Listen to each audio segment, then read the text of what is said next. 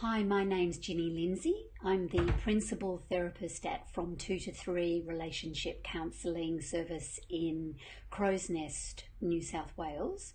And I work with individuals and couples that are going through that transitioning time of a couple to a young family. So I see people that are either pregnant, have got young children, or have just had a baby.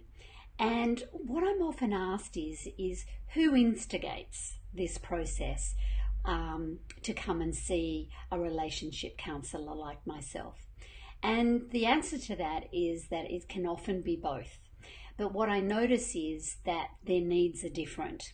What tends to happen is that there's a common undercurrent, which is neither feel validated, heard, understood, acknowledged, and the couple are usually lacking in communication skills on how to actually work out their differences.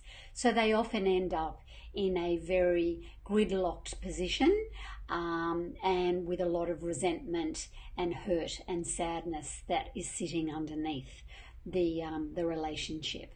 And it's a very tough time when a couple are having a baby or have a young family, because the roles change for both people, the identity changes for both people. And so the expectations, the beliefs, the dreams, the yearnings, all of that is underpinning the lens that each person is going to be viewing the relationship and how it should look like at that time. So what I find is a lot of men will pick up the phone and they're really feeling not in a good place. They're feeling they're distanced from their wife. They don't feel acknowledged or validated. And they're trying to want to be a part of the relationship. And what happens is that they often feel that they're not let in by their partner to do the tasks or to mind the baby without being micromanaged by their partner or by their wife. And so that tends to bring up a lot of issues of resentment and anger. And so then they either will get into the pattern of withdrawing or attacking back. And then that frustration and that resentment then leads to thinking, well, why bother? And so then in the why bother is then the stepping away. The focus can tend then to become either friends, sport, work, and not on the relationship between them, their partner or their wife at the time. And so then that leads to then her, we get into then the loop, because then her needs also aren't being met because he's then not present. And so then she feels resentful towards him as well. And then what happens then is when it comes to, so then they're starting to separate. And in that separation, there's a lot of resentment and anger. And then what the ultimate act of connection is intimacy or sex. The ultimate act of intimacy is sex. And then sex by either party can then be actually used as a weapon against the other where it's being withheld at that point.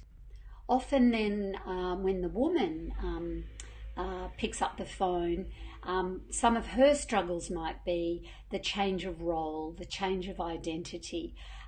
She's been, more often than not, she's been working. And so part of work is the identity and the satisfaction, the sense of fulfillment, but also a social circle that happens. And when one has a baby or has young children, that whole network potentially can change if they don't have children, because you may not necessarily then have the same things in common.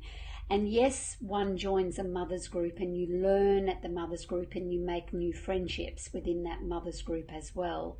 But there is a sense of loneliness and isolation, which I hear very often kicks in for the women when they're suddenly at home, and the identity of going from working to become a mum.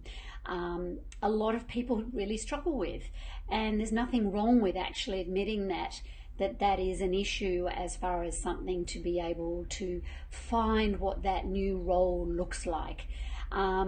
Also, what tends to happen is and then when that sense of a loneliness kicks in, and you're not quite communicating well with your husband or your partner, and it's very task focused on the child at that point, what gets missed is the connection then between the two people.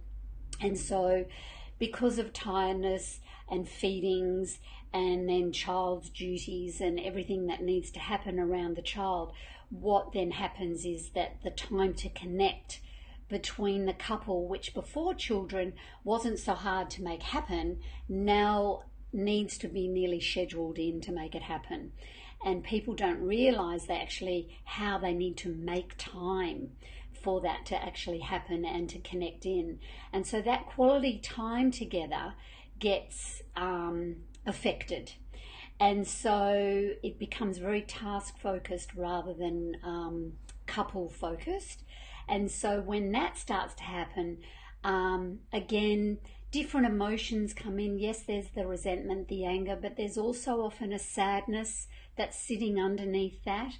And then there's the tendency then to withdraw or attack again. And the end result, though, is that the couple, instead of being more connected, are more separate. And in that more separateness, there's the no sex. There's the lack of touch and the lack of intimacy that goes there. There's the lack of the checking in with how you're doing at the moment. And so when that starts to happen, there's then quite a separateness in the couple. And so when that starts to happen, neither party are feeling really heard or validated or understood, and the resentments start to build. And what I tend to see happen for them is that the little things are like a little pebble in the heel. And they could, if they were in isolation, they might just be a pebble. But because they all start to build, it gets bigger and bigger and bigger until it becomes really painful in the heel. So the pebble becomes bigger and it's painful until the point where, you got to get this out and do something about it.